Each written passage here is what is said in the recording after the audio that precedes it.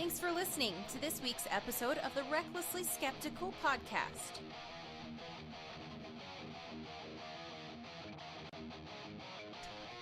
Alrighty, so a couple of things we have to do. First, we are going to make a correction from last week's episode. Last week, we were talking about mine and my brother's upbringing in polygamy, and we were talking about when my mom met her dad, when my mom met her husband, soon-to-be husband, and their ages, and we were wrong. So real quick, my mom was 15, he was 34 when they met, and then they married 4 years later. Not legally because he was already married, they just had a ceremony. So now we're going to go with our stolen thought. Here we go. This is from George Orwell. Quote, For years past, I have been an industrious collector of pamphlets and a fairly steady reader of political literature of all kinds. The thing that strikes me more and more, and it strikes a lot of other people too, is the extraordinary viciousness and dishonesty of political controversy in our time. I don't mean merely that controversies are acrimonious. They ought to be that when they are on serious subjects. I mean that almost nobody seems to feel that an opponent deserves a fair hearing or that the objective truth matters as long as you can score a neat debating point, end quote. So this isn't just about winning the debate. It's about having an honest discussion with each other and getting to the truth, or what we can best discern is the truth. Yeah, and I hope that one of my goals in this is that I hope that we both understand each other's positions better, and everybody listening understands both positions better. I hope that as well. I know that the winner of honest debate should be the truth, regardless of who's involved in the debate itself. I like how George Orwell points out it's not meant to be fluffy ponies. I like the word acrimonious. He uses more syllables than I tend to use. But you might hear a little bit of heated debate. But we did have a discussion earlier about tacos, nachos, and jalapeno business. Hopefully, we debate in a way where we can still eat Utah-based Mexican food later. Yes. All right, and now, before we get to the debate, Joe has a quick science story for us, and then I will give a breakdown of the format of the debate, and then we will get into it. Joe! Oh my God. We're goofy. Okay, so Google's AI is now creating its own AI. This is coming from I fucking love science. Why? Because I fucking love science. All right, Google's pretty good when it comes to designing artificial intelligence. Its most famous neural network, DeepMind, is both able to dream and understand the benefits of betrayal. It's also better than any living human at the infinity complex game. As impressive as this is, Google is determined to show the world it's not just a one-trick pony. At Google's I/O 2017 conference last week, its CEO, Sundar Pichai, made some rather striking comments on AutoML, another neural network process that generates layer upon layer of complex code and algorithms to learn about its environment. Normally, each of these layers, segments of an AI's whole, essentially have to be created by people, and it takes time. Google had the bright idea of getting the pre-existing AI to create its own layers of code. And as it turns out, it's doing it a lot faster and more effectively than its human technicians ever could. Google's AI has become its own creator. And an accompanying blog post by the researchers working on the project compared the new AI to a child with respect to the original AI's parents. A controller neural net can propose a child model architecture which can then be trained and evaluated for quality on a particular task. They write, whatever the task, it is monitored by the controlling AI throughout, and the feedback is used by the AI to improve the child. We repeat this process thousands of times, generating new architectures, testing them, and giving the feedback to the controller to learn from. The AutoML procedure has so far been applied to image recognition and language modeling using AI alone. The team have observed it creating programs that are on par with state-of-the-art models designed by the world's foremost experts on machine learning. Curiously, although the human design AIs and the AI manufactured programs show plenty of coding similarities, there are some key differences. Small subroutines have cropped up in the latter's creations, those that appear to have no apparent use to human coders. The team go on to suggest that this act of self-coding could be counterintuitively, placed in Charwin beer. Sorry. Anyone could input a few basic commands as if they were placing an order for a specific type of bespoke AI program. Then, with the click of a button, the AI could go and evolve all by itself, eventually turning into the software that the customer desires. The future, it seems, is inexorably rushing towards us, and AI will play an enormous part in our lives sooner than we probably thought. So AI is creating its own AI. It's really interesting. I don't know if you guys have ever listened to any talks, lectures by Elon Musk on the topic, or Sam Harris. They talk about the potential fear, the potential danger of AI, and I'm not sure if I'm fully on board with the fear that they hold, but it's pretty interesting, and I'm excited to see where this technology goes. Yeah, and this is based in California, or where was it, Joe? It was. Does it say? It might not even say. No, it doesn't say.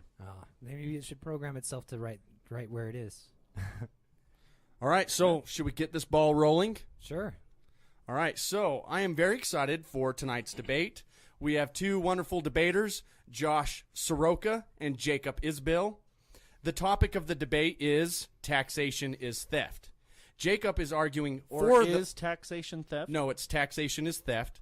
And Jacob is arguing for the motion, and Josh is arguing against the motion. The format of the debate is opening statements, 15 minutes each. Damn it. Clarifications of terms, 2 minutes each. Rebuttal, 5 minutes each. Controlled questioning, 10 minutes each, followed by another 5 minutes each. And then closing statements, 5 minutes each. I might have some questions at the end. It depends on how the debate goes. And I will be starting and stopping the time and possibly rudely interrupting the two debaters. So Jacob will start things off. So 2 quick things. Okay. If we do questions, can we do them before closing statements? Yes. Usually they're after, but that's fine. Okay, and then what was the other thing? There was another thing. I can't remember. I'll remember. We do have a couple of coupons. Oh, yes. We have coupons. Show us the camera. Each person has a 1 minute extra coupon that they can throw in. It's all backwards. Did you know that? Speaking of which, just deal with it. They'll figure it out. These dyslexic people. There's at least one dyslexic person.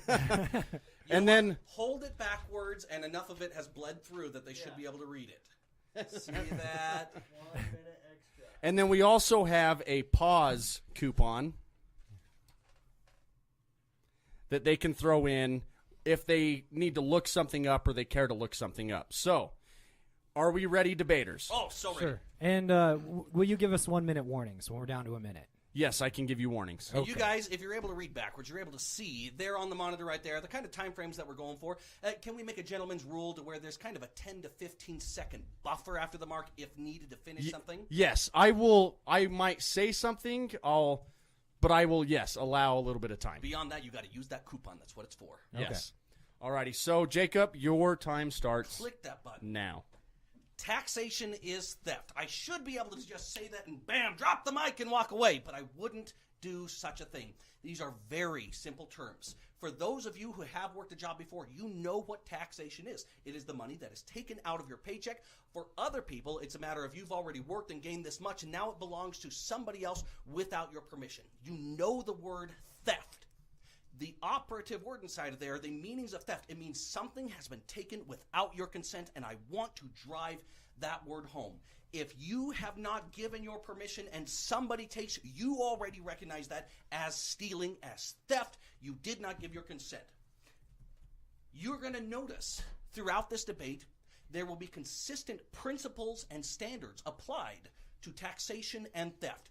There's nothing different about whether I am going to steal from somebody, whether I'm going to have Joe or Matt do it on my behalf, or whether government's going to happen. You'll notice that it is consistent across the board where that is obviously recognized, the initiation of force and the same kind of stealing and theft upon which taxation is built. Consent. Consent is the difference between lovemaking and rape. Consent is the difference between receiving a visitor into your home or breaking an entry or perhaps trespassing. Consent is the difference between accepting employment or being a slave. There's nothing different about the principle of consent in regard to taxation. The initiation of force and taxation is built upon that. What is the format that will happen if you do not pay your taxes? First things that'll happen, you're going to get a letter from the IRS saying, you owe us this much. And if you don't consent to giving it, they're going to send you more letters, this time with red and exclamation points, perhaps all caps. And if you don't respond to that and still don't consent to give of your property, at this point, they will seek to take your money forcibly. And if they do not receive your money forcibly, they will send people to arrest you. And if you resist being put in a cage and do not consent to your property being taken or to be kidnapped and forced into a cage, you are now at risk of either being clubbed or killed. And that's the process of all laws. Taxation is no different. If you do not give your consent, you are stealing. I do not anticipate this debate staying on these simple terms and these topics. I anticipate there being many excuses for this theft rather than responses to whether it really is theft or not. Some examples of what I anticipate is that rather than saying it's not theft because of this, it's going to say, who would build the roads? How would you do this? And how would you do that? Those are all examples of recognition that it is theft, it is stealing, it is force, just lack of imagination in being able to think of any other way than by stealing from people to build the goods that they think are dependent upon this initiation of force from an armed monopoly. I anticipate you will see mental gymnastics to explain how somehow taxation is different from the rest of the moral principles that you and I hold to be standards regarding private property and regarding your own personal safety and right to defend yourself and your own property. I expect that you will see, alluding to the social contract, somehow you have consented to this system because you were born into it. What you recognize as consent, you will notice these kind of mental gymnastics saying you consented by some other way than how anybody else would consent for a job, would consent for owning a home, would consent for buying property, would consent for purchasing something from someone else. I anticipate that you will see the excuses of you're free even though an armed monopoly with a monopoly based upon the initiation of force, fully funded through this theft, through this stealing, is what is put in front of your face to justify this theft, the initiation of force. If it is a crime for me to take your property without your consent, it is still a crime if I ask Josh to do it on my behalf. If it is a crime for me to take money from your paycheck without your consent, there's nothing magical about government uniforms and shiny badges for people to do it on my behalf or on your behalf. It is the initiation of force. It is not voluntary. You have not consented.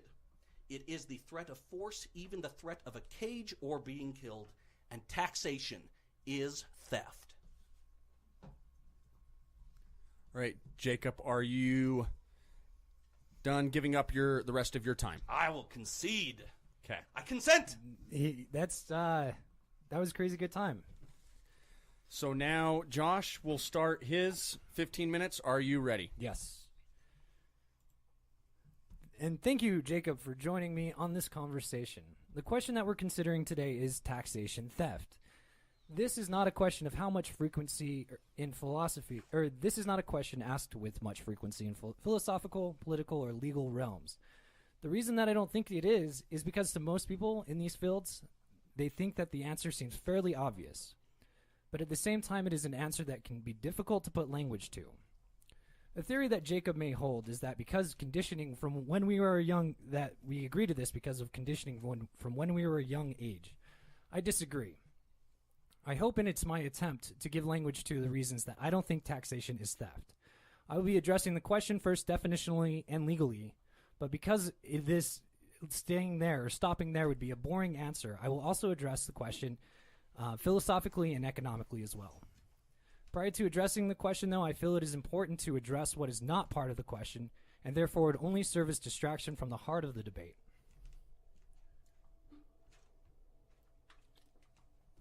The question of whether taxation is theft is really a fairly narrow question. I've heard some people state that taxation is theft is really a rhetorical statement meant to give audience of such a statement a pause to consider whether taxation is moral or what our tax dollars are actually going to our moral causes. I do not believe that this is Jacob's position. I believe that he has the utmost conviction when he states that taxation is theft, and that he takes that position literally. This means that questions about whether our tax dollars are used morally or whether taxation in general is immoral, even questions about the justness of punishing someone for refusing to pay, serve as a distraction to the question of what we're addressing now, which is taxation theft. The definition of taxation according to Google is a compulsory contribution to state revenue levied by the government on workers and business profits or added to the cost of some goods, services, or transactions. The definition of theft, or to steal, according to Google, is to take goods, services, or another person's property without permission or legal right and without intending to return it. The legal definition of theft, according to Utah state law, which is based on the Model Penal Code, is a person commits theft if he obtains or exercises unauthorized control over the property of another with purpose to deprive him thereof. The legal definition of taxation, according to Black's Law Book, a premier legal source, in a general sense, a tax is any contribution imposed by the government upon individuals for use of service of the state, whether under the name of toll, tribute, tallage, gable, impost, duty, custom, excise, subsidy, aid, supply, or any other name. Okay, so now we need to do is marry the two and see how they match.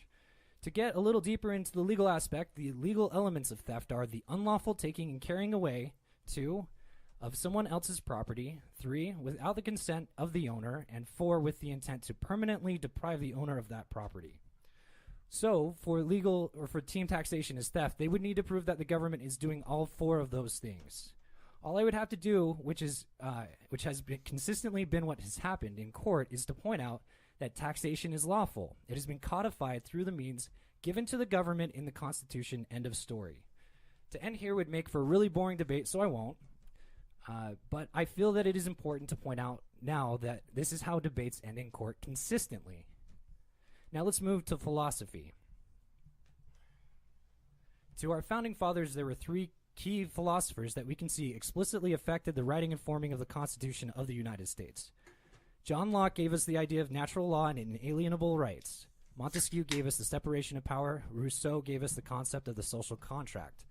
The social contract is what I feel is the most relevant part to this debate, but I get the feeling we're going to spend more time on natural law and inalienable rights. So let me address that real quick.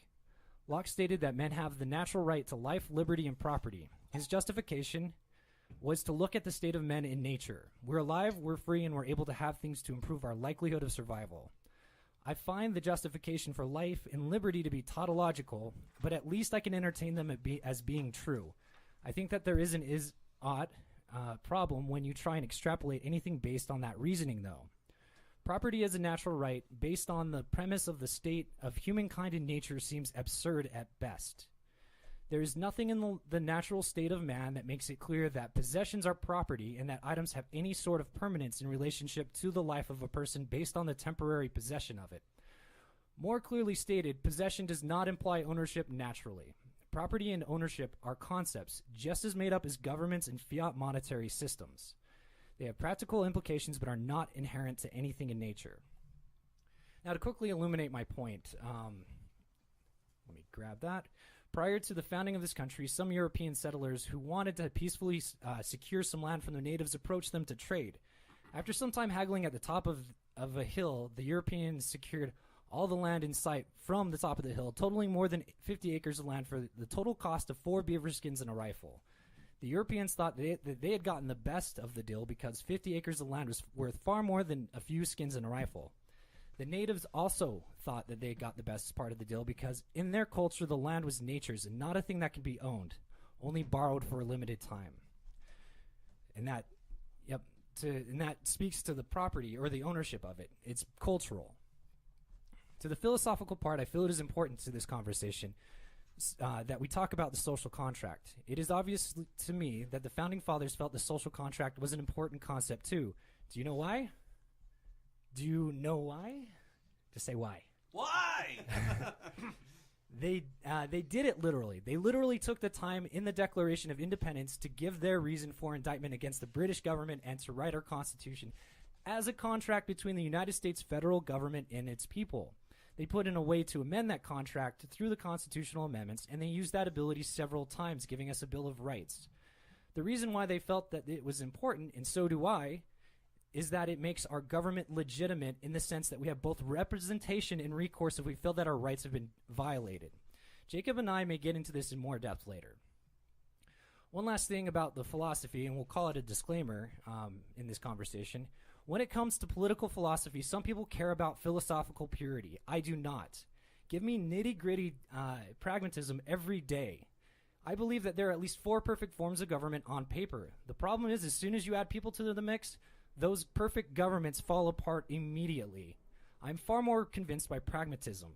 I want proof that communism works on a large scale before I believe it is anything more than an idealistic fairy tale.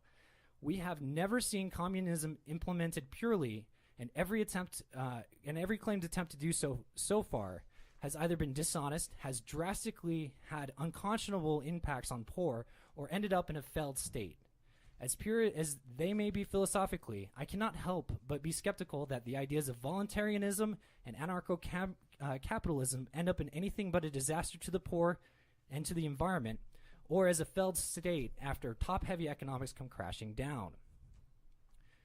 Now let's talk about the economy and government, and forgive me for the oversimplification of history that I'm about to tell. But it is as a general but it is generally a true idea and fundamental to our debate.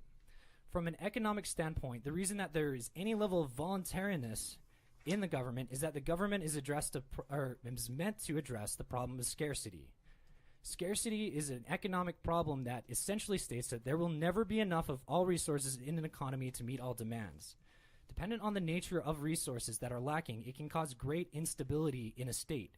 To add stability to the United States, the states decided that national security had to be combined and that the monetary system had to be uniform across the states. In addition to this, court systems were created and police powers were given to the individual states. As our country developed, we added fire stations, libraries, post offices, and other governmental services over time. Taxes in one form or another had to be implemented in order to fund these projects. But the role of taxation and government spending was limited. A couple of times income tax was incorporated into our tax system, but not heavily so. Because strictly following the Constitution at the time, at one point, income tax was struck down as unconstitutional. Later, the 16th Amendment was passed, but barely used. October 29th, 1929 came along. The Great Depression hit. Hoover was left to try and pick up the pieces and started passing legislation to fix the Depression as government projects. And FDR later came in with the New Deal, which created tax brackets and targeted the rich disproportionately on their income. This allowed the federal government to employ people, which helped modernize America into the great country that it is today, and gave millions of people employment, which allowed them to participate in the economy again through spending. The reason that I bring this history up is to highlight the economic problem of what happens when wealth pools to the richest people at the time, such as the Morgans, the Vanderbilts, and the Rockefellers. Without taxation, the economy fails. Bracketed income tax systems in a modern capitalistic system is not only not theft and is not Bracketed income tax systems in modern capitalistic systems is not only not theft and not unethical, it is necessary. For the reasons that I have stated, definitionally, legally, taxation is not theft. Philosophically, property is not a natural right, meaning taxation is not a violation of a natural right, and is therefore not inherently theft.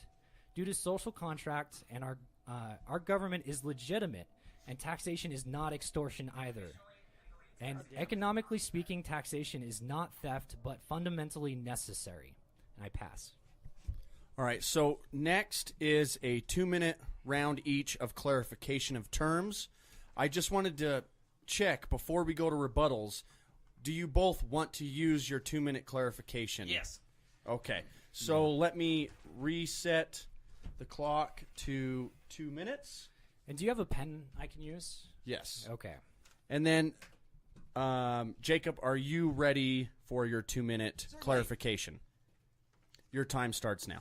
Just to be clear, unauthorized use of property without consent, intent to deprive was your definition. That sound about right? So it was without consent, with the intention to deprive, it is unlawful.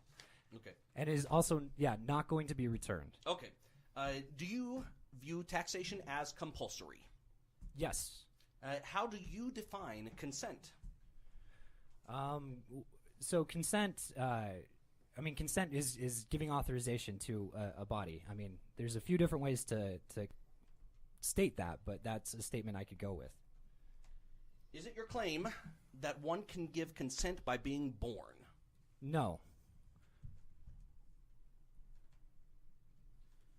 Can one give consent when forced to participate in a monopoly? Well, yes, you can, but that would be after the fact. But so yes, but and that would be again unnecessary. Okay. For example, let's say that Comcast were to establish through government means we're the only business allowed to do business here. Therefore, do you still view those who can only get those services through Comcast as consenting to do so? Well, I mean, so in that, I don't know if that's the best example because I could choose not to go with Comcast at all, so have no cable or no internet. So you may want to use a different example if you're trying to catch me on that. But I mean, in other words, do you would you view it as because people could go without a service, even an armed monopoly can be consensual? Yeah, I mean, I can consent, but again, it's not really a question. So say if it was instead of that, it was water and a 15 water company. seconds. In a water company, give him some of my time if you need to. In a water company, how about can we go 3 minutes each? That way he can get an extra minute as well. I think this is a pretty important part. Yeah, we can add a minute. Okay. Go ahead. So yeah, just reset it and then go for a minute. But yeah, I think so. Say it was a water company instead, and I had to use that water company because I have to use water, and nobody else is allowed. I could then agree to it after the fact, but it would be after the fact. I couldn't agree to it beforehand. Okay. All right.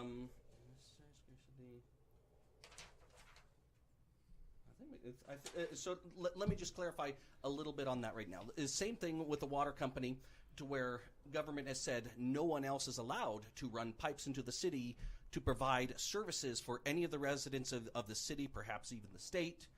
And if somebody wants water plumbed to their home, they have to go through that monopoly. Would you view it, let me just understand, if somebody is born into that condition, do you view them as having consented? No, again, it would be after the fact consent. Like, you can consent to something after the fact. Describe it in those conditions. For example, if somebody... We're getting close to the end. Again, you can give him more of my time. Last one. Okay, let's do one more minute. Well, and so we have questions for this later, so you can clarify during questions. Yeah, so in other words, how would somebody give consent after the fact in that situation just described? To use another example, like say I was kidnapped and then I decided to stay. I mean, that would be after the fact consension. I wasn't consenting at initially, but then I was consenting at a later point. I'm done. Okay, so Josh, you can have about I won't need that 3.5 minutes. Should I just reset? Sure. Give him 4. I used almost 4. Yeah. If at the end of the 2 minutes, if you want a little more, you can have it. Okay. Starts now. So Do you recognize the four legal elements of theft as being unlawful taking of or carrying away of someone else's property without the consent of the owner and with the intent to permanently deprive the owner of the property, or is that unagreeable? Lawful is what I disagree with. We have legalized plunder all over the place. Legalized stealing has been built into the culture. Okay. So the other parts of it, what you pointed out is unauthorized use of one's property without consent with the intent to deprive and not return. Okay, so lawful, what makes a thing lawful? Well, whether those who have a monopoly on force will allow it or not. So in other words, I don't put much stock into whether something's lawful. It is lawful to put you in a cage forcefully if you're caught smoking the wrong plant. Okay. So in other words, I really don't put much emphasis on whether it's lawful or not. I do like what you brought up from the Utah law, unauthorized use of one's property without consent with the intent to deprive. Okay, and I guess one last question. I forgot it already, so I'll save it for questions. I'm sure I'll remember when we get to that point. So I yield. All right, so Josh yields his time. We are going to reset to our 5 minutes each rebuttal. So give me 1 second, guys, to reset the clock. And I mean guys in the general sense. Hey, Joe, can you do me a favor and hold my microphone so it doesn't buzz?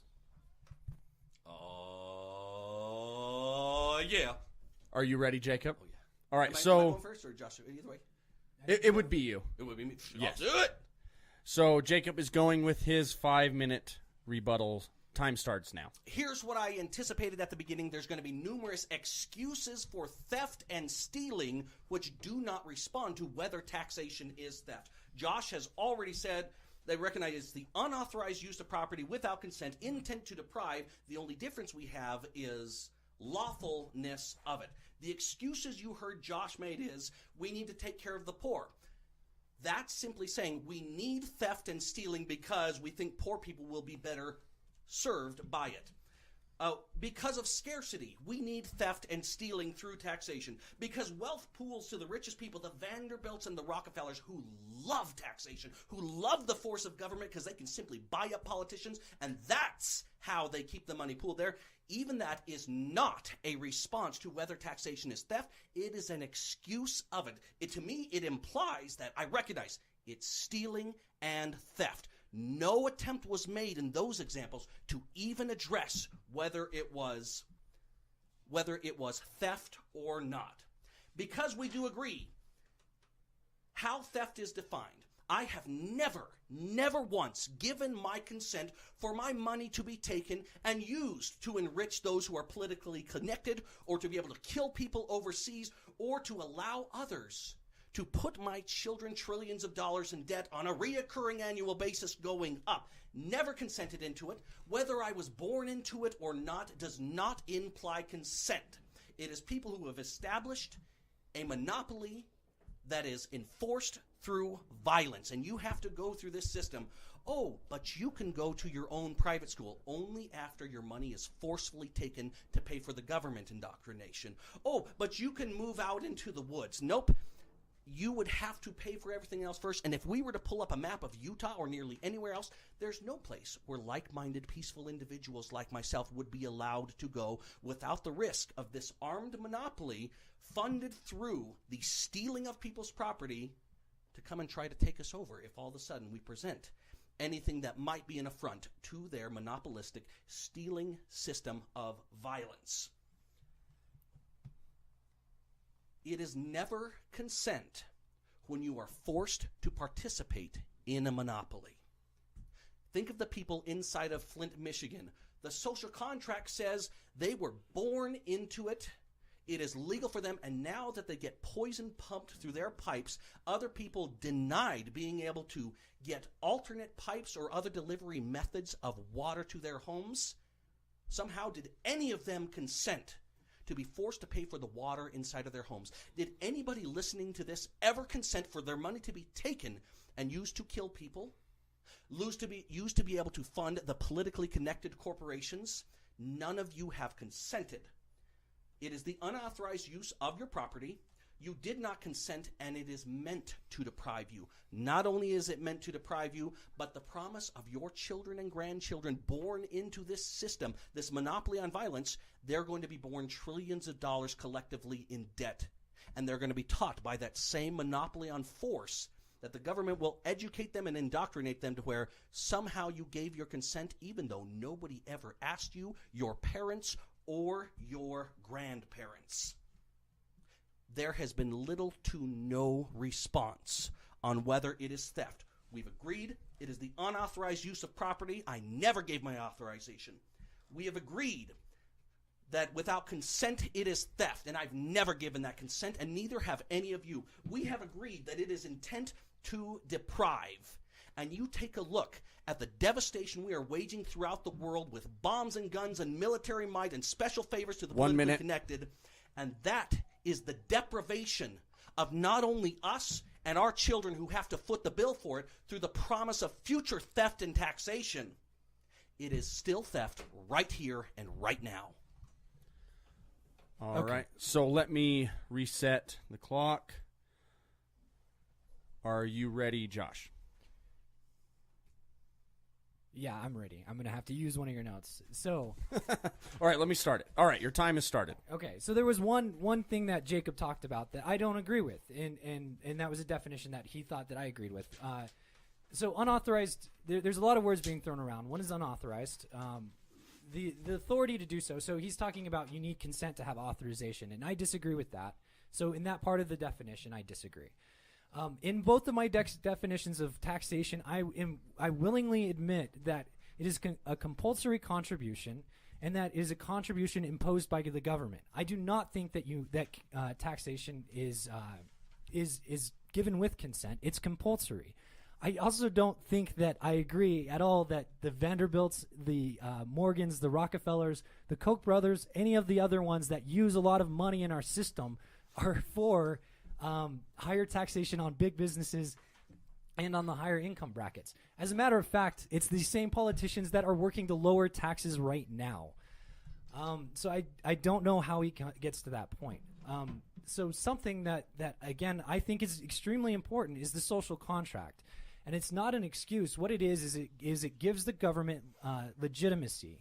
And I think that is where this debate should be focused, is on whether the government is legitimate. I think that if the government isn't legitimate, to impose a fine or a fee or a tax is not the same thing as theft. And really what Jacob's talking about would be more like extortion, not theft. The government does give us back the funds in a different sense. It gives it back to us. And I'm not saying who would build the roads. I'm saying we get roads because of this. We get hospitals at a subsidized price. We can go to school. These are all things that in the long run, economically, we couldn't do. Without taxation, the government fails, or the economy fails. And I haven't heard him address that. He's saying it's an excuse. And in a sense, I can see why he's saying that. Again, it has to do with political or philosophical purity. I'm not interested in philosophical purity. I'm interested in what the impact of saying that taxes are not or that taxation is not legitimate. And again, we have recourse. So if Jacob doesn't agree with something, he has the total ability to try and get a party together, and I think that he is politically involved, to try and replace the politicians in place with politicians that will pass policy. Also, in tax law, as well as with any law, you have the opportunity to receive what your violation is, and then to be heard on it. And if you have not broken the law, then you can get around it. Or if a law violates your rights, you can prove that in a court of law. He may think that the courts are tilted towards the government, and they may be, but this is the way the government functions. This is the way the government has to function. And then I also haven't heard a good... Sorry, give me 1 second.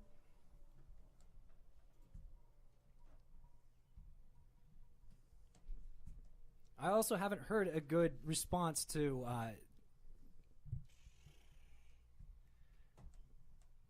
the actual legal elements of this. He's mentioned that he agrees with all but one, which is the lawful.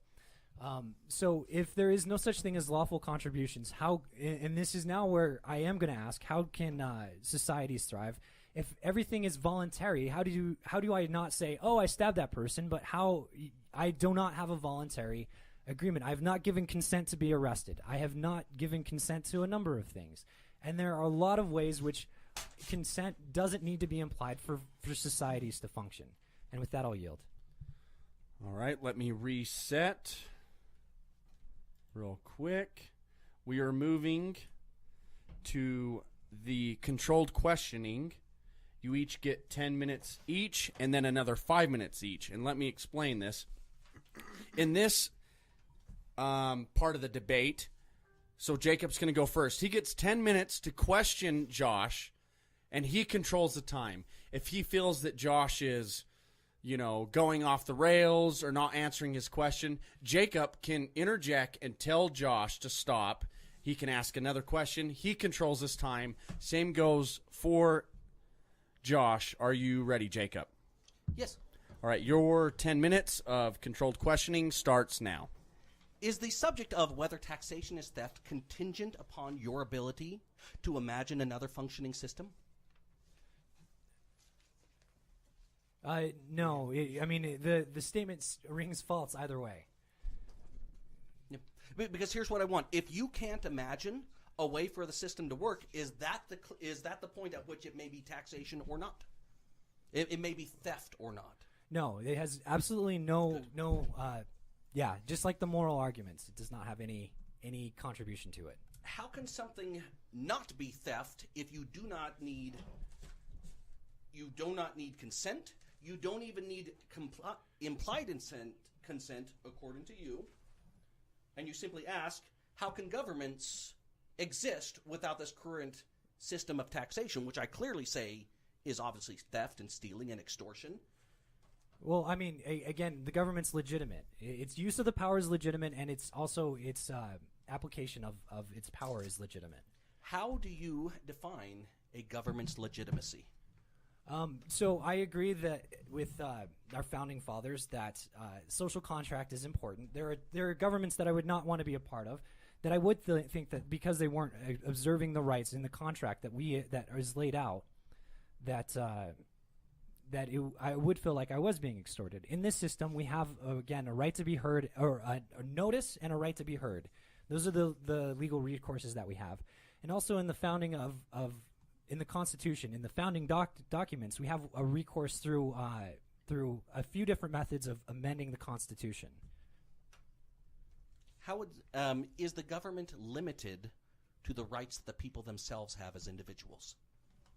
I'm not sure I understand the question. Can the government say that we have the power to do something that our citizens do not have the power to do? Yes. Mm-hmm. Can you give some examples of that?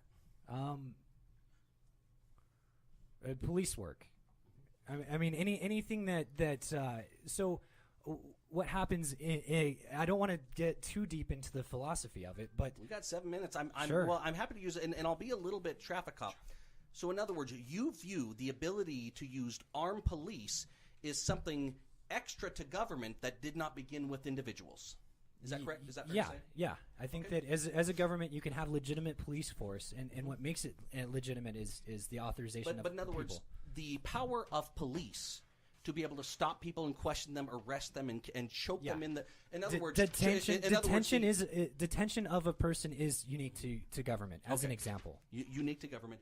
So in other words, you would view that the use of force, whether you believe it was justified or not, that the power of the police to detain Eric Garner under suspicion of selling untaxed cigarettes and then choke him to death in the streets of New York City, that was a power given specifically to government that did not come from the people. Well, and see, I can't help but think that you're poisoning the well with the framing of that. But yes, the power to detain and to stop Eric Garner was lawful. The power to choke him out was beyond the law. My question is, did it start with the people? In other words, did the government take that power unto themselves from somebody other than the people they're governing? So maybe I'm misunderstanding the question. I think I can clarify it. If the power to police or any other activity did not come from the people, where did it come from? So the people, and this may have been a misunderstanding at the first place with the way the question was framed, but yes, the people turn over their power, give authorization to a government in order for the government to function. That's the main key point in a social contract. Let me clarify this then. Okay. People turn over their power. Yes. So in other words, the power to police, you do recognize necessarily had to begin with the people. Yes. Okay, great. Do you view, for example, are there any powers that government has that you believe receive their powers from somewhere other than the people? No, I can explain the philosophy behind that. And just to be clear, the police are, yeah, I'll explain that if you want me to. Let me do this. Government power only from the people. Let me clarify a little bit more. For example, if I do not have the right as an individual or as a collective members of a community without an established government, if I do not have the authority already to question somebody and say, hey, I don't recognize it, what are you doing here? You got a legitimate purpose? Is there a reason you're walking on somebody's property? If that power did not begin with the people, can the government take any powers that did not first begin with the people? Again, so the way that I'm not understanding it is, do I believe that people have the authority to stop somebody on the street? I do not think that a regular citizen has the ability to detain somebody. So if you're asking if I think that because we have given authorization to the government through the social contract, do I think that they have the ability to detain people, even though a regular citizen doesn't? I would say yes. Okay. So in other words, the regular person has given up their power to detain somebody because now government holds it and it is no longer within the possession of the people. Is that fair to say? Yeah, but they never had it in the first place. Okay. So here's what I'm hearing, and here's what I want to get down to. What you're describing is a system of government where their power did not come from the people. That's what I'm hearing. Do you care to clarify a little bit more? Is that an accurate representation? Well, it sounds somewhat loaded. I don't know how to agree with that statement because the statement is phrased in such a way that I don't know exactly what you mean by certain words in that phrase. If you say it again, I'll point out the words as we go along. Mm-hmm. You've said, I'm seeing what looks like wiggling a little bit. The power to police or any government power, whether it's to put a gun in somebody's face or whether surround Eric Garner and say, hey, we suspect you, that power, did it come from the people? In other words, did the people without government have the power to be able to say, hey, you're not paying your taxes and we want to make sure that you're doing it even if we have to use violence to make sure you're paying what you need to be paying? Do the people have that right without government? No. I think that pretty much clarifies it. Okay, and I hope that I was clear. I was not trying to like jump around or wiggle out of that. I just wasn't understanding with the last exactly little bit of time right there, let me make sure that I'm understanding. So there's a lot of powers. I know I've just got limited time. That's why I'm doing a little bit rapid fire. People don't have the right to kill, to choke Eric Gardner in the street. Well, I mean, let's just say detain him, because I'll give the benefit of the doubt that they did not intend to kill him. But to violently detain someone like Eric Garner or even myself, police have that right, but individuals have that right. They do not, correct? Yeah. Okay. And police and governments have the right to be able to say, we'll put you in a cage for not paying what we think you owe, but no individuals in our country have that right, absent government. Yes, I think that the government, that is unique to the government, and it did not come from an individual place. And if you want me to explain, so that, and then this might spark some more conversation. So that's the reason why I'm going to take a moment and explain. It's not the power that I'm not turning over to the government is not I'm changing my right to detain Joe. I'm giving that right to the government. What it is, you did have that right prior to government? No, and that's what I'm saying. What the right is that I'm giving away is the right to not... You never had the right to detain somebody, but the government got it from you? It's the right to not be detained that gets turned over to the government through that social contract. It's not... So I'm not saying I used to have the right to detain Joe, and now I'm giving it to the government. It's that I used to have the right to not be detained, but I'm giving that over to the government for the better of the common good. Okay. All right, so we will now move to Josh. He has 10 minutes of controlled questioning for Jacob. Your time starts now. Do you see any form of government as being legitimate? Yes. Only the rights which have come from the people. And I think that is the striking difference between you and I. If the police have the right to say, excuse me, sir, do you have a legitimate purpose in being here? It began because people prior to and absent government in any form would say, excuse me, I don't recognize you. You got a business being here? Never seen you before.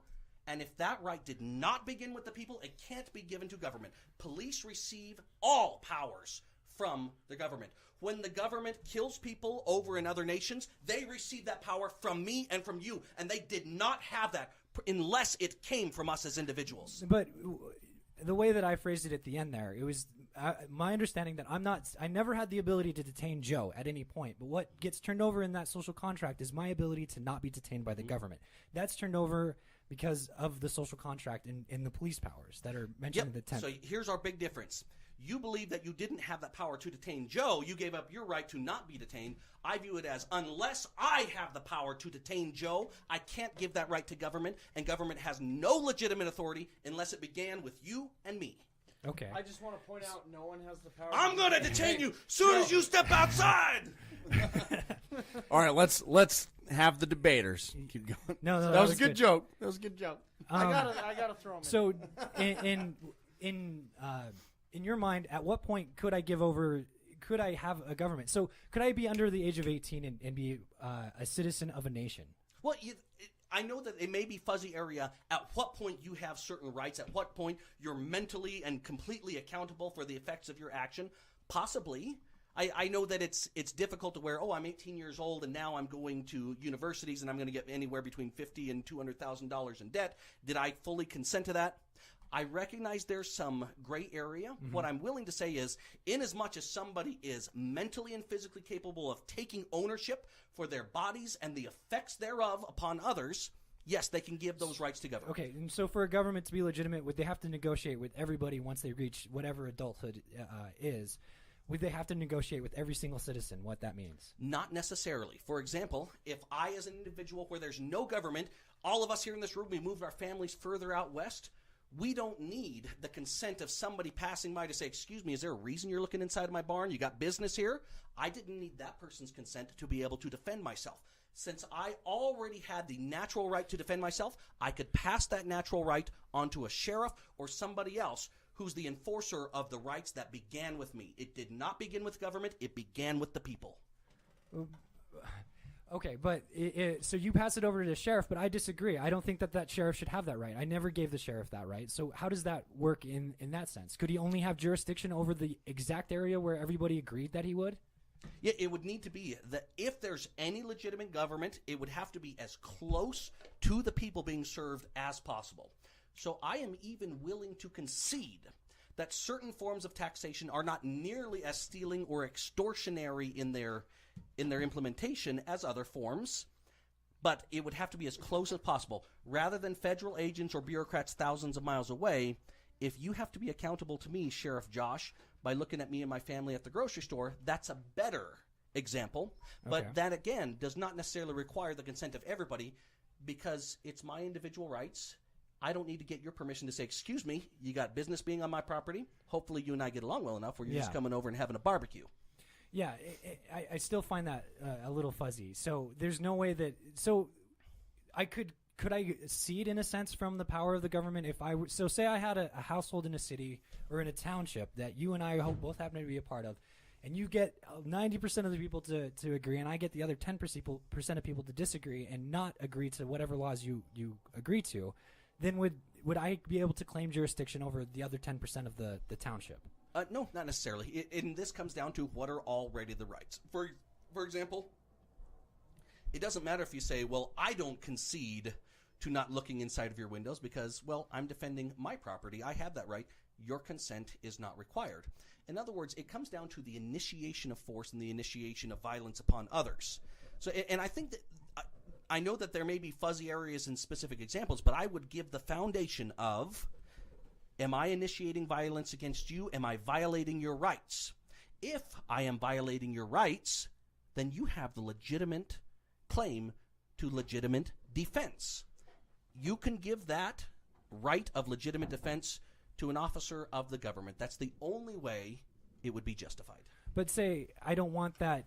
I don't want that government. I don't think that your water supply would work. I don't want to be a part of any of the things that. So I could withdraw all my taxes. I would love it. Yes. Yes. Okay. So then, in a large scale economy, how would that even be applicable? Well, I would point out again, that's a complete. I'm willing to indulge you on this. This is your time, but I do want to point out that's something completely different. Sure. Than the idea of whether taxation is theft.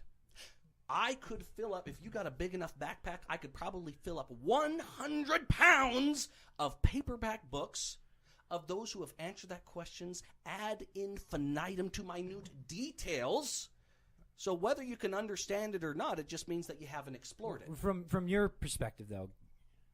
No, I'm not asking for a reference externally. In other words, on the basic principle is people want water. People want to interact with others, and if somebody wants to be a hermit, well, as long as they're not infringing upon the rights of others, let them withdraw. Okay, so, I'm going to actually use one. Woo!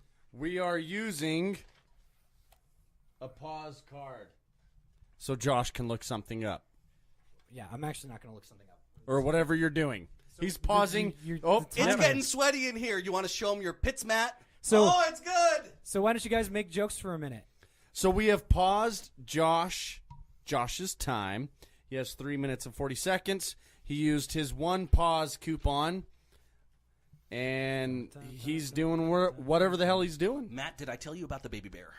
So, no, you haven't. Let's hear it, and then maybe I have something for you. Okay. Well, baby bear was in court because his parents were getting a divorce, and the judge says, baby bear, do you want to live with your mama bear? No, she beats me. Do you want to live with your papa bear? No, he beats me. So the judge asks, baby bear, who do you want to live with? Baby bear says, the Chicago Bears. They don't beat nobody. That's actually really good. Mine, after I said that I have something, I realized it might not be Facebook friendly. I don't care. Go with it. Don't get me kicked off my page. I'll blame it on you. If the Facebook Gestapo shows up at my digital doorstep, I will turn you in. So this is something a wise old Korean told me once, and it's sexual. So forgive me, all Plug you. your ears if you have not yet had the talk. Young children and women out there. Women are capable of hearing sexual jokes. I know they are. We're all equal. So there's a bunch of bulls standing on the top of a hill. The young bull says, I know where this is going. I'm going to run down this hill, and I'm going to change the wording and have sex with one of those cows. The wise old bull says, I'm going to walk down this hill and have sex with all of those cows. Moral of the story, allocation of resources. So, teaching economics with bull procreation. Bovine procreation. Okay, so let me. I'm wait, ready. is your time starting? Yes. Okay, so we are starting Josh's time now. Okay, so what makes something a natural right? The rights that are already yours prior to government. And I would say that could, in every instance that I can think of, boils down to legitimate defense. I am the owner of my own body and the effects thereof. If my body and the effects thereof have been able to create a homestead or other things, be able to take advantage of the natural elements and build something, I am now legitimately authorized, absent government, to defend it, even with violence, lethal violence if necessary. Okay, and that doesn't necessarily make a lot of sense to me. So what if there's a territory dispute? Yeah.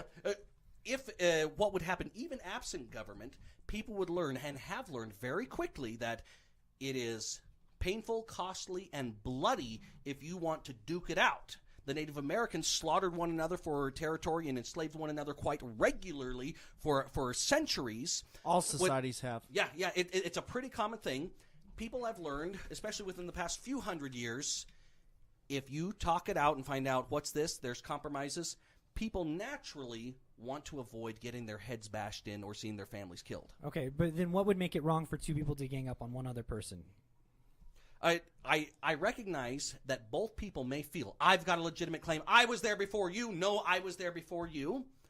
So yeah, there would definitely be conflict. And that's inescapable, and government cannot prevent conflict. It just says, well, we've got a monopoly on the force, so we're going to decide one way or the other instead of you guys killing each other. But so say you had a benevolent government, wouldn't you see that as a better? I can't imagine a benevolent government. Okay, but let's say that the government in general is benevolent.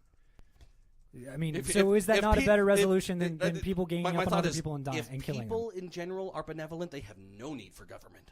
Oh, I'm not talking about people. I'm talking about the codification of laws that are and systems that are benevolent in the sense that they avoid violence.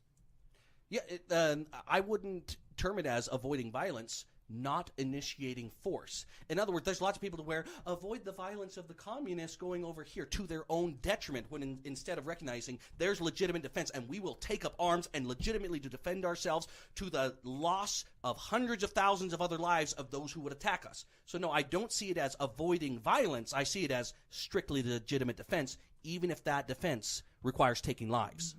But in the state of nature, you recognize that violence is essentially unavoidable. But I mean, what would make it in your mind? Like, so say me and Matt decide to gang up and kill Joe, who owns something, and then we feel good and we decide to carry on our conquest well past Joe. 1 minute. I'm making a claim to things that you would say that are not mine. So what makes those natural rights? Well, if you're initiating the violence, it's obviously not a natural right. If you're initiating violence. Okay, so it's the initiation of violence. Mm-hmm. The initiation of force.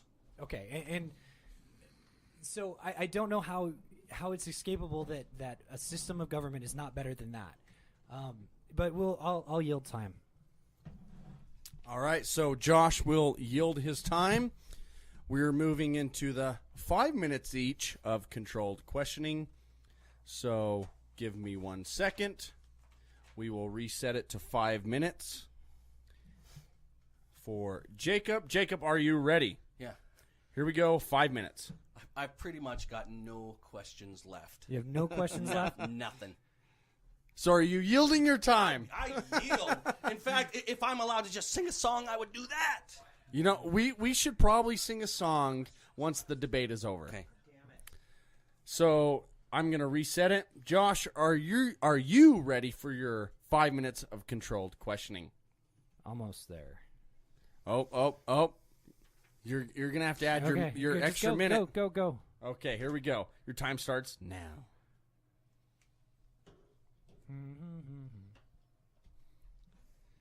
He's thinking. Okay, so Make it a good one. He's thinking about stuff. So do you consider property a natural right? Or do you think that it's a human construct? Yeah. Well, in other words, the way that somebody... I would even concede that maybe it's a human construct.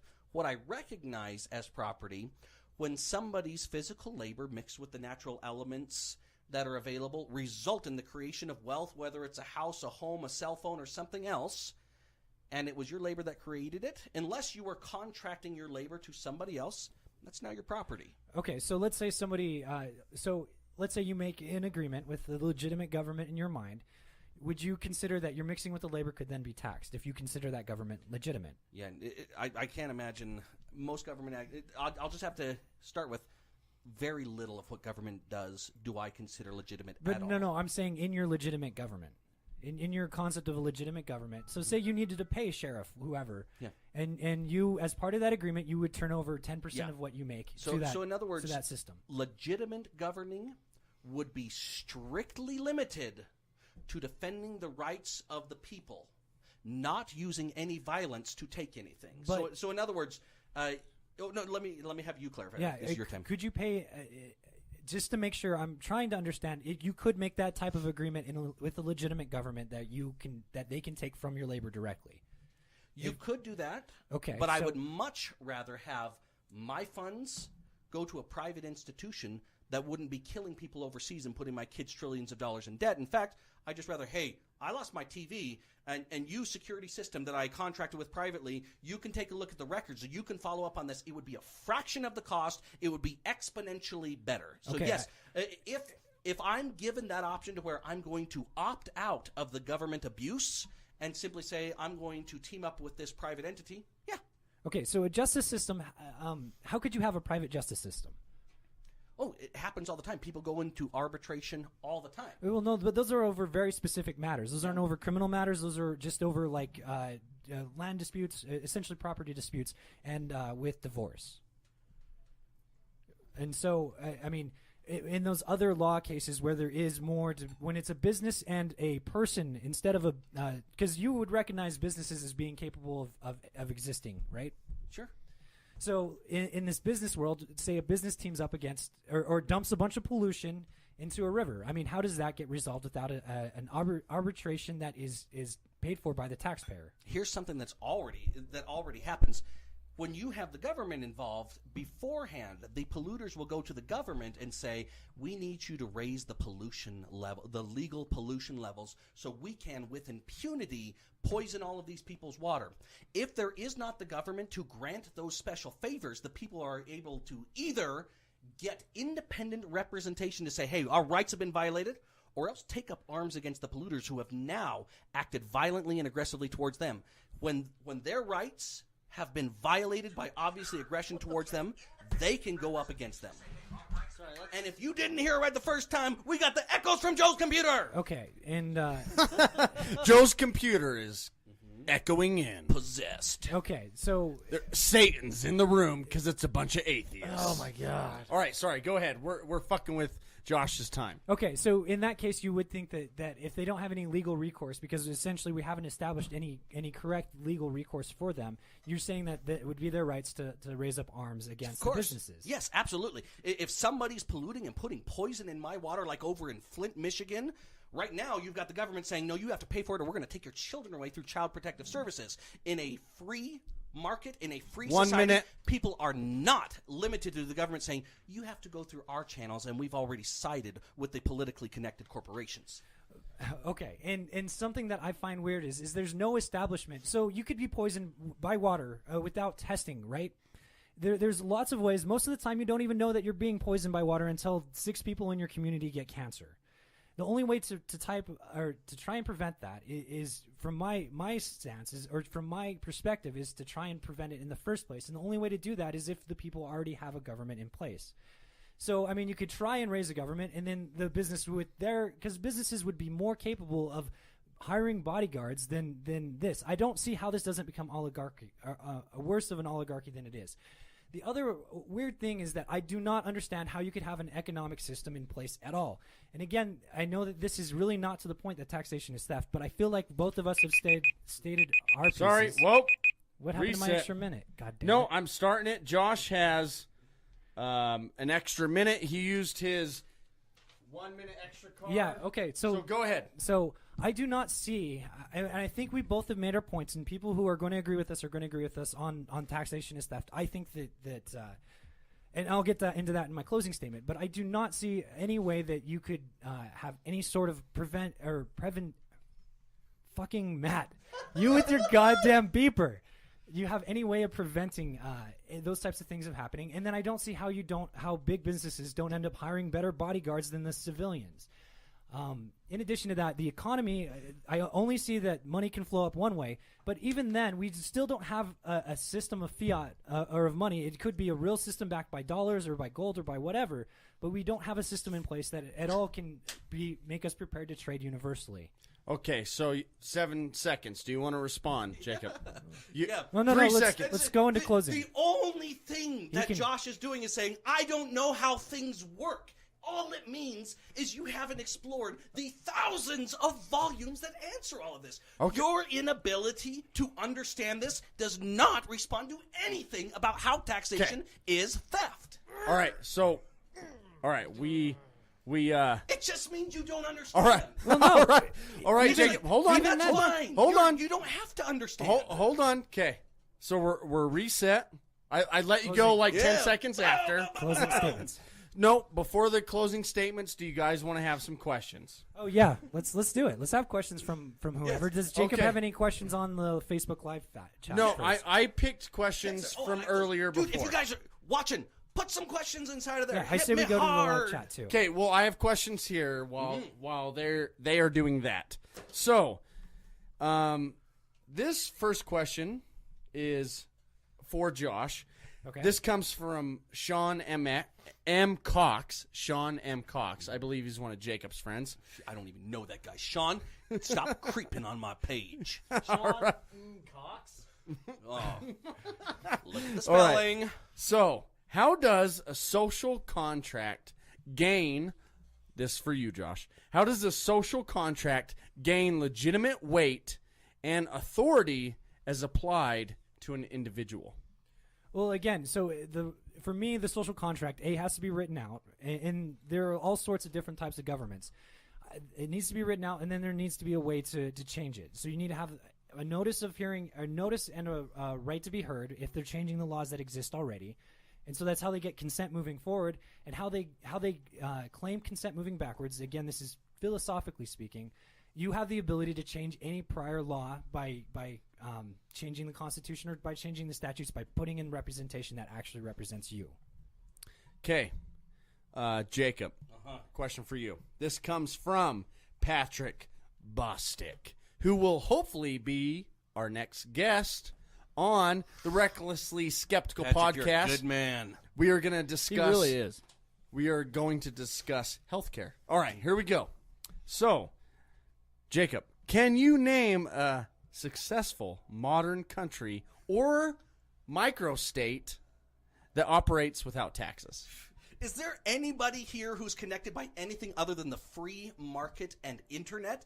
The things that I would put out, the specific examples of that, Patrick, you have the United States of America without the thousands of pages and huge volumes that could kill and cripple a football team if you just drop the library of books on them.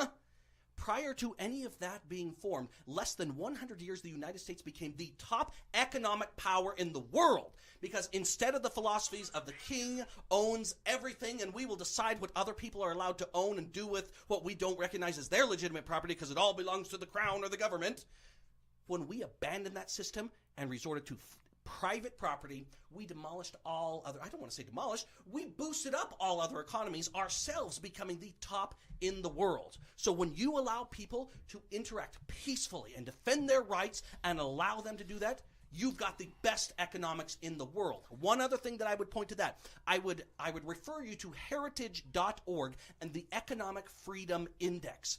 And when you take a look at the laws that do not interfere with private business ownership, you can predict with great accuracy which economies will be doing better.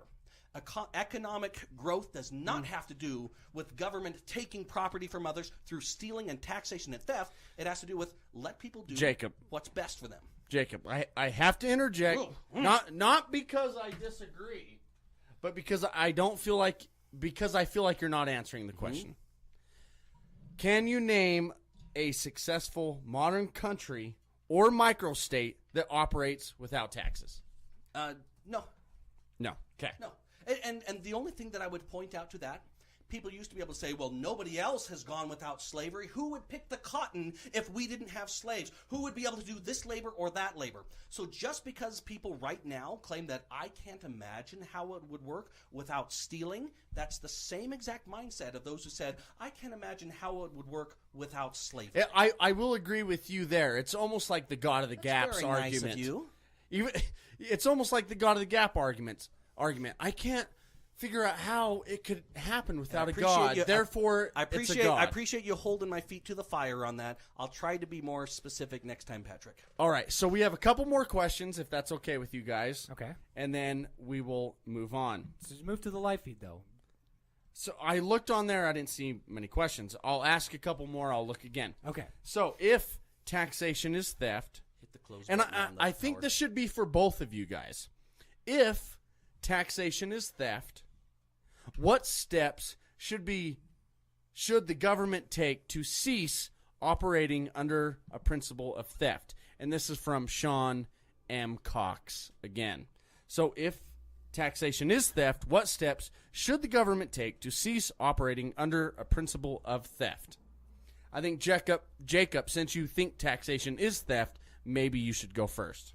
Well, Sean, I would disagree that it should be the government taking steps. Maybe the only step is not making it coercive. We already know, even Barack Obama said, it's the post office that keeps messing all the mail. You have the options of FedEx and UPS. And he realized he was trashing on the government. He kind of retracted that a little bit. The government should just make it voluntary in the true sense of the word. Allow the free market to decide.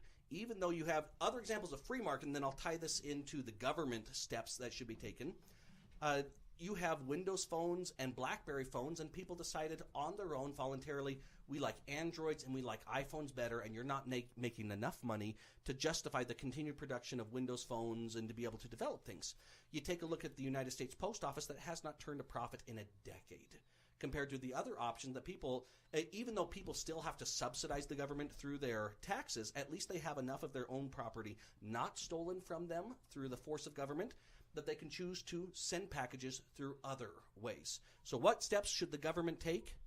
Don't point a gun at people's face if they don't want to participate in your monopolies. So I'm going to ask you the same question, Josh, and you answer it how you feel. If taxation is theft, what steps should the government take to cease operating under a principle of theft? I'm holding his mic.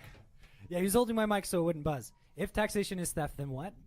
If taxation is theft, what steps should the government take to cease operating under a principle of theft? Well, I mean, I think the government would have to shut down. I think that's literally the only way that you can do something with the government our size without shutting down the government. And really what would probably happen is then a bunch of smaller governments would come out of that, but it would be chaos for a while. But that's the best I can answer that question. Okay, sorry. Before we go to the live feed, I have two more questions. I think they're valid. I think they are good. And they come from the same people, Sean M. Cox and Patrick Bostick. So, first, Sean M. Cox. How can a government be similar to and or dissimilar to a mob? And let's go. We went to Jacob first last. Let's go to Josh. So how can they be one and the same and different from a mob, the government? Okay, so the government relies on the authority that's given to it through the social contract. And in our case, that happens to be the Constitution of the United States and the powers derived thereof. All of those powers, they have to follow the rule of law. The scope of actually the government in the federal government is fairly limited. Even though a lot of people think, oh, we have this huge government that does all of these things, but it's actually fairly limited. And any time that a new place or a new administration comes into place, or any times a new, what's the name? It's not an administrative board, but like the, God, I am drawing a blank. But anytime that there's a new department made, that's it. A new department is made in the government. They has to go through a specific thing and be passed by the legislatures to come into power. And then they're only over a very focused interest. So the way that it gets it is through that social contract, and that's what makes it legitimate. All right, so Jacob, this will be the last question, unless I didn't see anything I wanted to go over in the live chat, and I will say sorry. Can I tackle that same one? But the live chat is that the same one? Yeah, go for it. Do you want me to read it again? No, I got that. Okay, How go is for it. the government just like the mob? Well, all you have to do is ask yourself, would you have an issue if the mob were doing something? If you would have an issue if the mob were doing it, there's no moral difference if the government does it. I have to interject that does not answer the question. Oh, how are they similar? The mob will say, we're members Similar of your... or dissimilar? Here's first how they are similar. We're members of your community here. Since you came on in here, we already have the system established. We'll provide you some protection. It's going to cost you this much a month. Here's the services we're going to be providing on your behalf. If somebody gives you trouble, we'll intervene on your behalf, and we'll make sure that these Russian mobsters don't give you any trouble because we're the ones providing protection. You already implicitly agree to it because of the social contract in our neighborhood that we're in charge. We're the ones who claim that we've got a monopoly on the initiation of force against others. How is it dissimilar? Not really a whole lot is dissimilar. And I do want to interject one last time. I'm the person who used both their cards, and I feel like a dick for this, but I have to say we are going to move on. I have one more question, okay. So hurry, Josh, please. Okay. To interject, my point is that you have recourse with the government. You have a legal right to recourse with the government, and you also have a right to be notified and to be heard. Those are two major differences between them and the mob. You've got those similarities. You've got recourse with the mob. Hey, I've been paying you. No, you don't. Of course you do. No. Of course you do. If somebody else is moving in on the territory, hey, I got somebody giving me issues. Can I get you to intervene on my behalf? They will. Well, no, they can. They can choose to ignore you. They do not have to. And the listen. government can't choose to ignore you? They No, can't, they can't can't. show You up and have- shrug their You shoulders have and say, a "Too bad." legal right to a trial. You have a legal right to the court system. Do you not think so? You think that the Gestapo has functioning court systems in place, and that makes them exactly the same? I mean, that's to ignore those differences is dishonest. No, I've made no claim of them being exactly the same. They are very similar. You can go and say, hey, this is being done to me. When you say you've got legal recourse, you're going to get this done. I understand that in principle you've got that. In actual functionality right now, it's laughable that you think you've got recourse. If you've got a police officer who chokes Eric Garner dead in the streets and, oh, that's completely justified. His family has recourse, doesn't he? That's laughable. But so that is a very, and you and me agree that is a terrible case. You and me agree that But they went way everybody beyond in that city consented way to beyond. It. No, Everybody in they that city consented to the by your position. Everybody they consented to it. to the detention, not to the use of force. They had no legal right to go beyond that.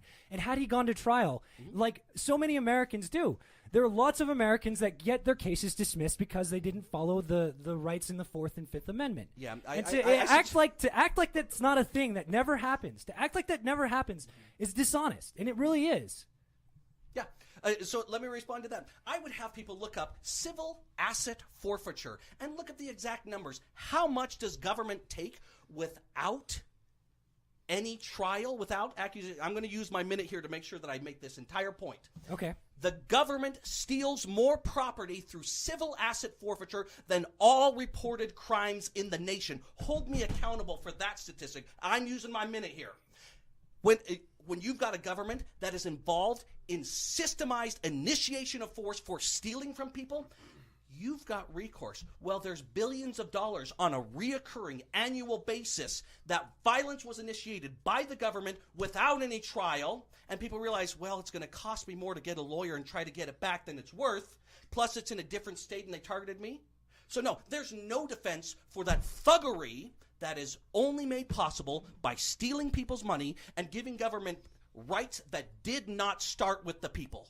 And Okay, so Josh, no, you're going to let this go on no, for a minute. No, hold on. You've already used your cards. You used it. No, I'm going to give them a second to respond. I'm going to be fair, but you have to make it fast, Josh. Okay, and I actually agree with Jacob that civil asset forfeiture should be against the law, and I actually it would be my opinion that it violates the Sixth Amendment, and there have been trials that have gone on. But unlike Jacob, there is recourse. And from my perspective, the recourse is to get representation in place and change the law. And it is unfortunate that it's gone on for so long, and that is something that we need to work together in policy and unite and change. Okay. I just want to give one reference. Look up the podcast from the Leto's Law, Lehto. L-A-W. It's a podcast. Jared Leto, who's been an attorney for 25 years on auto law based out of Detroit. Look up his episode on civil asset forfeiture.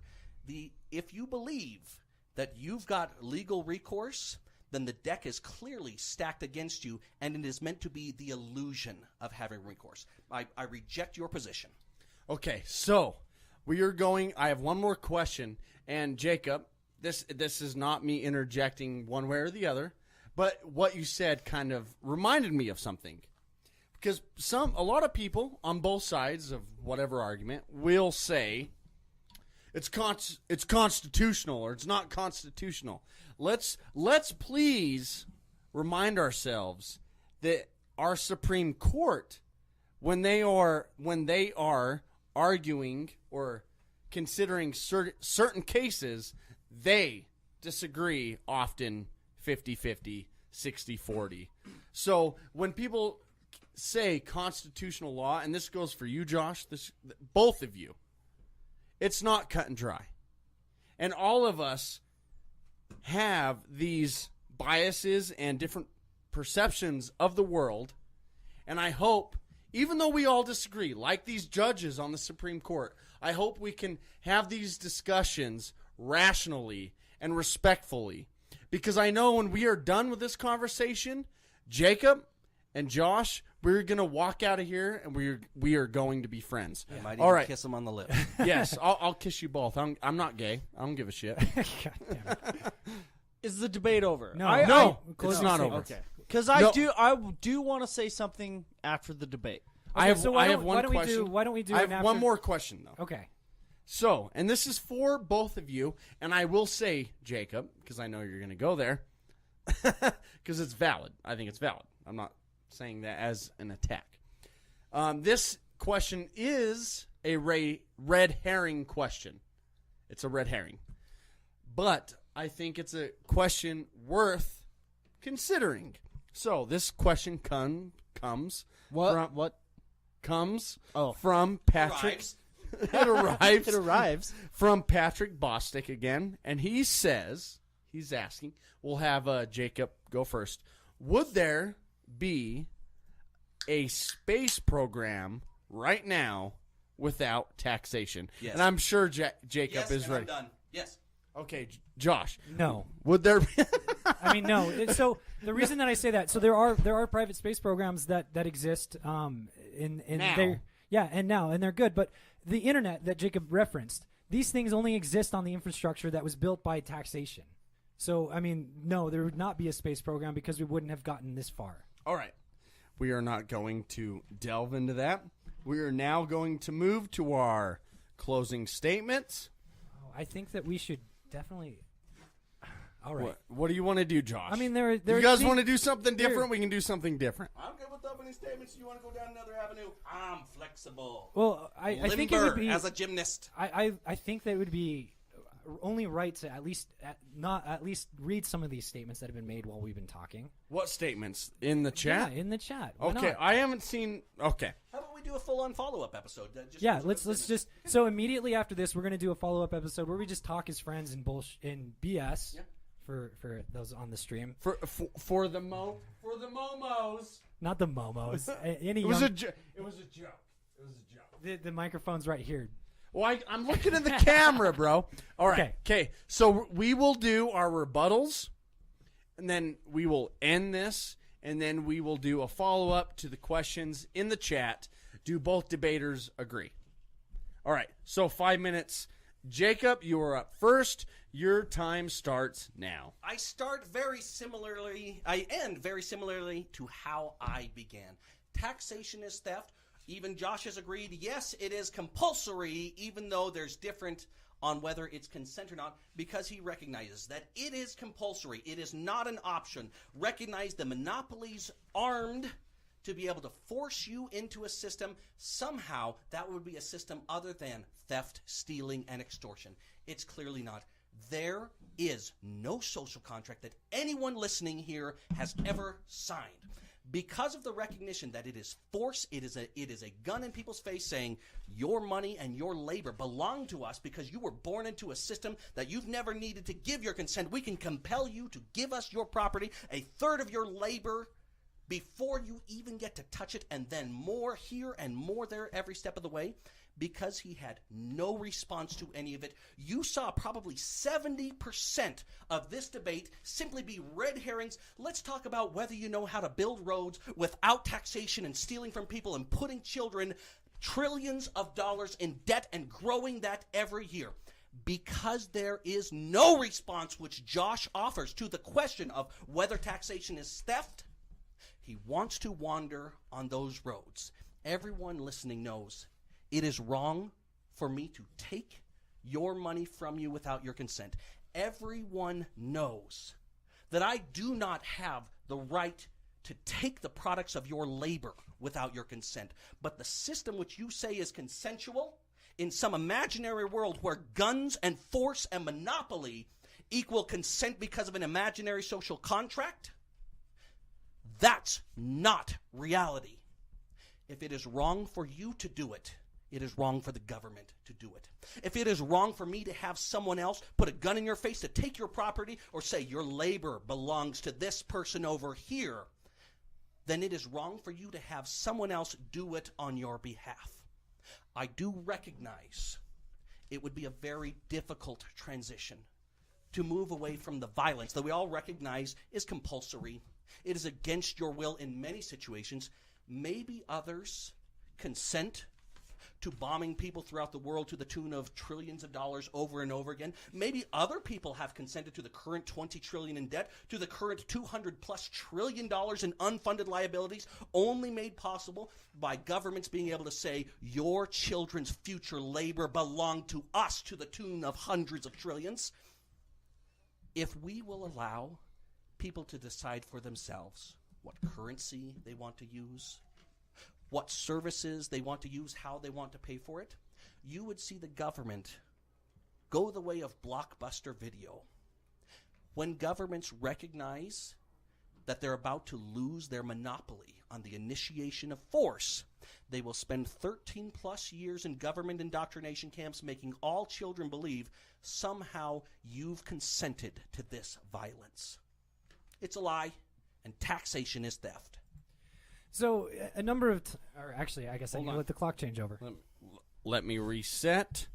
And Josh, your 5-minute closing statement starts now. So really the main thing that me and Jacob disagreed on, we actually, and I don't know why he kept positioning me or saying that my position is that somehow we imaginally gave consent to the government. And I never took that position anytime during the debate. The thing that we disagreed on was whether, and because he didn't address it, really the four premises, we only disagreed on one, and one is that the one that we didn't agree on was whether it was lawful. And for something to be lawful, there had to be legitimacy to the government. I think we have a legitimate government. Jacob does not think that our government is legitimate. And I do not see how a constitutional republic is not the most legitimate government that we have so far. He argued from a point of political purity. Again, I understand that there may be perfect governments such as communism or anarcho-capitalism. On paper, they do not function in reality. I know that for certain people that they get annoyed when the conversation goes off the path of the actual dictionary definition or the definition of it because of the actual practical implications. And I apologize to those people who do get annoyed by that. But the fact is that I would take pragmatism over the philosophical purity of that any day of the week. And that's because it works. Now, with taxation not being theft, you would have to make your decision on whether it's lawful. And if it is lawful, then definitely I made the better argument. Jacob had to do a lot of argument based on the morality of theft. And the morality, like I said in the beginning of my opening argument, is a non-factor. And with that, taxation is not theft. Thank you, guys. All right. So with that said, everybody, this concludes our debate. I want to thank both debaters, Jacob Isbell and Josh Soroka, and my co-host, Joseph Hansen. Fist bumps and bromance all the way around. We're bumping.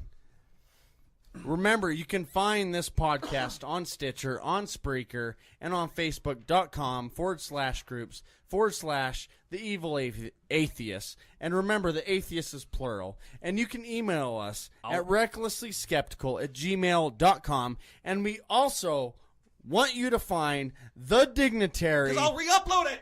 So The Dignitary. I thought I was going to get to say something. You will, Joe. You will. So The Dignitary, you can find him on YouTube. You can find him on iTunes. You can find him on Spreaker. I may you even can find be outside him your everywhere. window right now. He's looking at you while you masturbate because he's a creeper. I'm just kidding, Jacob. Jacob is a great Mormon fellow. He's not looking at you while you masturbate. Just God is, imagining though. it. God is. God's looking at you while you masturbate. And he's judging you. And I might look at you. But thank you for watching this debate. Taxation is theft. The motion for, the motion against. You decide. We love you all. Goodbye.